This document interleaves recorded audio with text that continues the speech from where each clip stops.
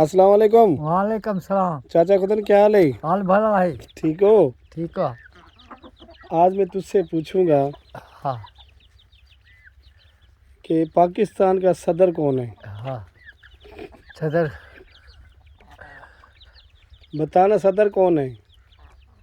जो सदर आए से पाकिस्तान जा रसूला बस उर्दू में बात करना है। उर्दू में सोचे ना।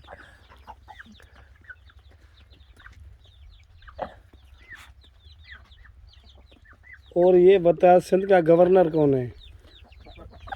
मोहम्मद आड मोहम्मद सोलंकी।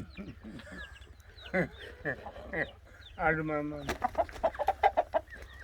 और चाचे खन क्या खैर है? ब्या खैरा अमन है? अमना बच्चे चले गए? बठी चले के कोते वाहले जाम कोते वाहले